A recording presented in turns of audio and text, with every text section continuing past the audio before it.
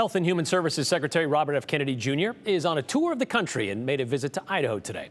After dropping in at a local gym to work out in his jeans, RFK Jr. stopped by the governor's office this morning. There, they both addressed the media about how the state of Idaho is leading efforts that support the Make America Healthy Again movement. We wanted to know exactly what that means, so Aspen Shumpert showed up to ask. However, an address is just that. No questions allowed. Welcome. Wednesday, the U.S. Health and Human Services Secretary Robert F. Kennedy Jr. stood by Idaho Governor Brad Little's side as he declared August as Keep Idaho Healthy Month.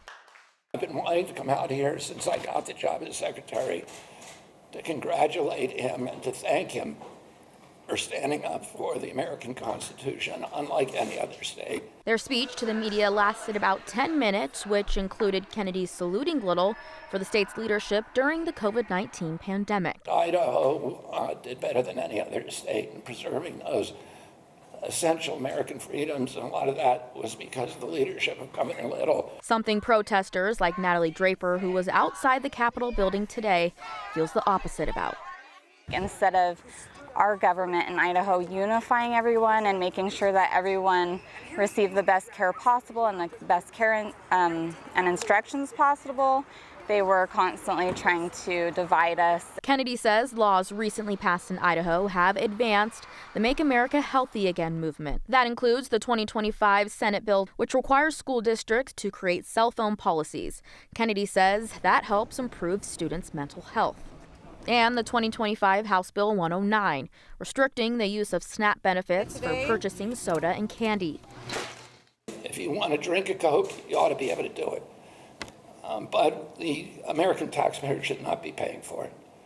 And we're going to end that system, but we need the governors, and other governors are now following Governor Little's leadership. Kennedy praised Governor Little for signing the state's Medical Freedom Act this year as well. Senate Bill 1210, preventing government and businesses from mandating medical interventions like vaccines. This state, more than any state in the country, stands for not only medical freedom, but healthy. A healthy population understands, as the governor says, that's a patriotic duty. He also voiced strong support for changes to Medicaid. Medicaid is now bankrupting our states. It's a third of the budget of many states, and it is growing exponentially. And the only way that we're going to deal with that is by dealing with the chronic health epidemic. Kennedy went on to make claims about chronic diseases using statistics, but his sources were unclear. When my uncle was president, 3% of Americans had chronic disease. Today, it's 6 out of 10.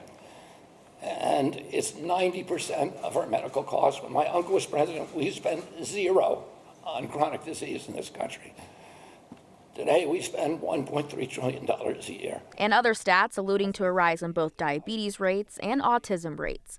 Claims protesters like Heather Larson hope people will fact check before believing. The things that he said about autism and ADHD, his attack on vaccines, just science in general, I think that's dangerous. I have kids and I don't want them to live in the future where we don't trust science. In addition to declaring August as Make Idaho Healthy Again month, August 25th will also be Make Idaho Healthy Again Day. Brian, most of what they addressed today were the laws that Idaho passed in this most recent session. Okay. What we didn't hear were how Idaho plans to support Idaho's tribe members, but we're told that the governor as well as RFK are going over to the Nez Perce tribe tomorrow. So we might hear a little bit after that trip. So no questions, just basically a 10-minute photo op. Yep, pretty much. Thanks, Aspen.